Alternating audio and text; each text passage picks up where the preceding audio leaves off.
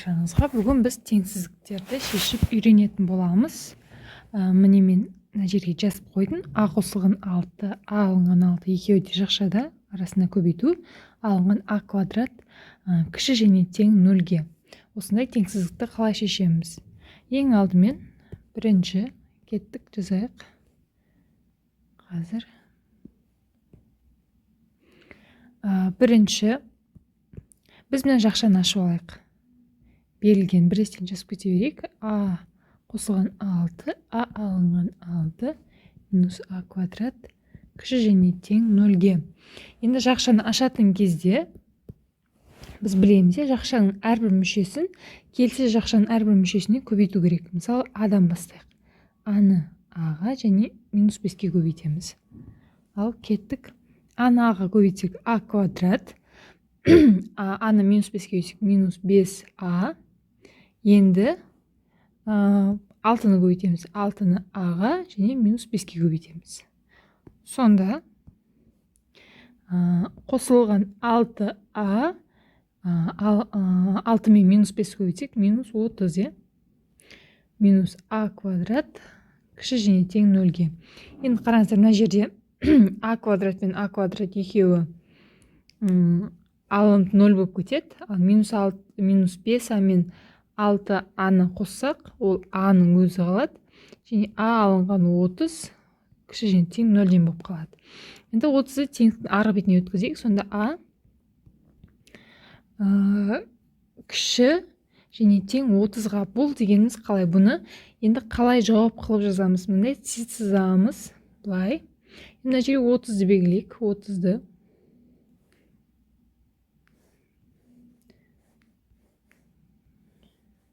Мына жерге 30-ды белгілейік. Енді қараңыздар.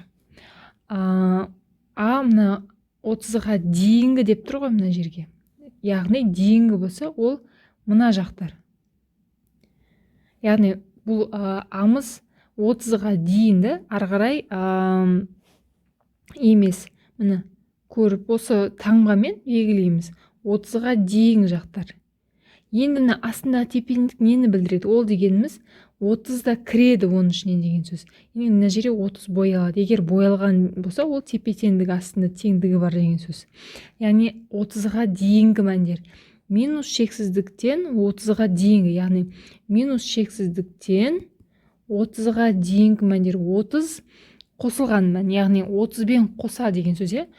30 бен қоса болатын болса, тік жақша болады. Теңдігі бар болатын болса, тік жақша болып белгіленеді. Ал минус шексіздік пен плюс шексіздік кез келген шексіздікке жай жақша, шексіздікке тік жақша қойылмайды. Тек жай жақша қойылады.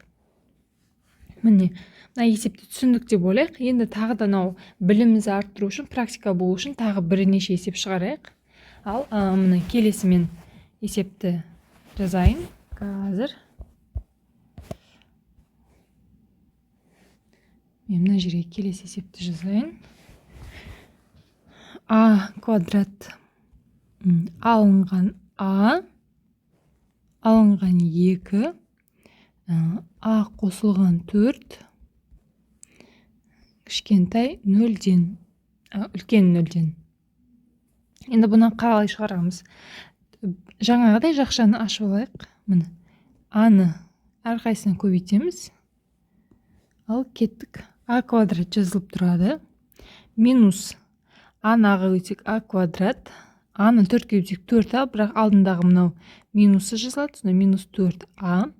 Енді келесі 2-ні көбейтейік. Аға және 4-ке көбейтеміз. Сонда минус 2-ні Аға өтсек минус 2А, бірақ мына алдындағы минус пен плюс 2А болады. Минус 2 мен 4 көбейтсек минус 8, бірақ мына минус мен плюс 8 болады. Үлкен 0-ден. Сонда А квадрат пен А квадрат алынып 0 болып кетеді. Минус 4А мен плюс 2А болады. Минус 2А плюс 8 үлкен 0-ден. Енді ары қарай шығарамыз. Мына жерде біз былай жазсақ болады. Минус 2А 8-ді теңдіктің арғы бетіне өткіземіз. Сонда минус 8 болады. Енді қараңыздар, осы жерде біздің қарайтын бір жайт, мынау былай аны теңдікті осылай тұрып -8 бөлінген -2 деп бүйтіп бөле салып үлкен 4-тен деп жаза салуға болады, бірақ қате болады есебіміз. Себебі егер мына жерден бастап шығарайық, қараңыздар. Мына жерде екеуінің қасында минустан баса бар, мынада да минустан ба, мынада минустан ба. Енді осы минустан арылу үшін, екі жақта да минус болса, минусты плюсқа аудару үшін былай жасақ болады. Теңсіздікке қатысты нәрсе бұл. 2а, мына жерде 8, бірақ мына тепе теңдігіміз өзгереді. Сонда минустар жойылады. Сонда а тең кіші 8 бөлінген 2-ден, сонда а кіші 8-2 бөлсек 4, Енді мынау түсінікті болды ма? Мына жер егер екі жақта минус болса, оны минустан айырылу үшін таңбаны өзгертеміз, екі жақтағы минусты алып тастаймыз. Сосын енді мынаны сызамыз былай. Енді мына жерге 4-ті жазып қойық. Қараңыздар, енді мынау не деген сөз? 4-ке дейінгі мәндер, яғни 4-ке дейінгі мәндер. Былай мына мәндер. Ал жақта бізде минус шексіздік, мына жақта бізде плюс шексіздік. Яғни бізге мынау аралық қызықтырады, мынау. 4-ке дейінгі мәндер. Мына жерде мынау боялама, боялмайды. Себебі мынаның астында мынандай теңсіздігі жоқ, теңдігі. Сол үшін 4 боялмайды. Енді жазамыз. Минус шексіздіктен жауабы 4-ке дейін. 4 бізде боялмаған, яғни астында теңдігі жоқ, сол үшін жай жақша қойылады. Ал шексіздіктің кез келген түріне жай жақша қойылады. Шексіздікке тік жақша қойылмайды. Міне, біздің есебіміздің жауабы. Енді тағы есеп шығарайық. Өзімізге практикамыз көбейіп, теңсіздік болса, кез келген түрінің оңай шығарып кету үшін. Келесі үшінші есепті жазайын. 2а алынған 1 жақша алынған 4 минус 2а квадрат.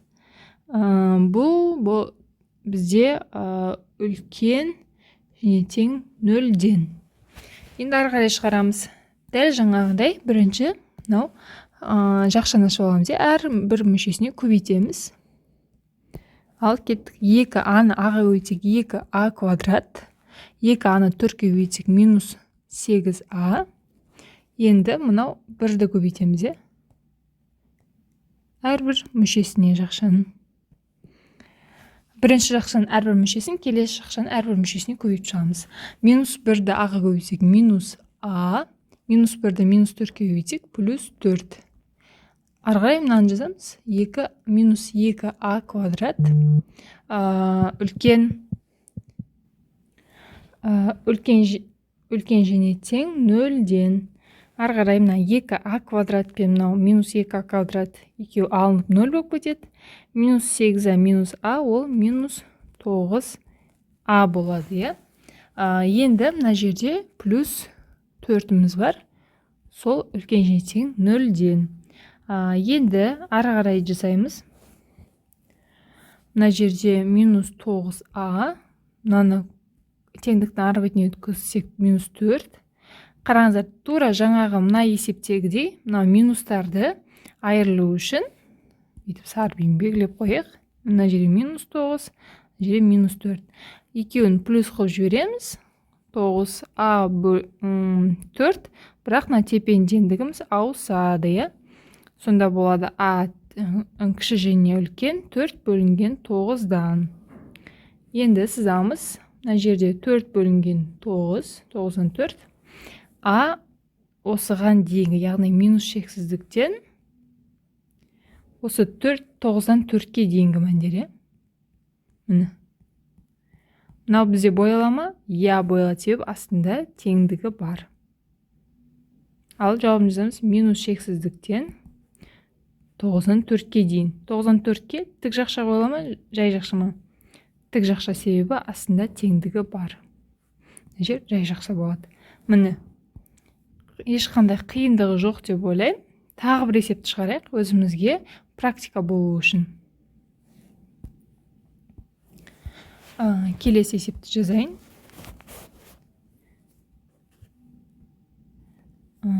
3а квадрат қосылған 2 алынған а жақшада 4 қосылған 3а кішкентай 0-ден теңдігі жоқ. Енді жақшаны ашамыз. Ал кеттік. 3а квадрат тұра береді. 2 мен 4 көбейтсек 8 плюс 8 болады. 2 мен 3 аны көбейтсек 6а плюс 6а болады. Минус а мен 4 көбейтсек минус 4. Алдына плюс минус болып кетеді. Минус 4а. Минус аны 3аға көбейтсек минус 3а квадрат. Кішкентай 0-ден. 3а квадрат пен минус 3а квадрат 0 болып кетеді. 6-дан 4-аны алып тастасақ 2а қалады. Қосылған 8 кішкентай 0-ден. Енді 2а 8-ді теңдіктің арғы бетіне өткіземіз. Онда минус 8. Бірақ қараңыздар, мына жерде мына минус 2-де мына жерде минус 2 минус 8 емес. Сол үшін бұл жерде біз таңбаны ауыстырмаймыз. Осы минусымен қала берсін. А кішкентай минус 8 бөлінген 2. Сонда а кішкентай минус 4-тен. Сызамыз. Мына жерге минус 4. Минус шексіздік. Мына жаққа плюс шексіздік. Минус 4-ке дейінгі мәндер. Сонда мына мәндер. Бой алмайды себебі бізде асында теңдік жоқ. Жауабын жазамыз. Минус шексіздіктен минус 4-ке дейін. Мынаған жай жақша, мынаған да бой алмаған үшін жай жақша. Міне, жауабымыз осындай. Өте оңай, теңсіздіктерді дұрыс түсініп шығару керек ең бастысы.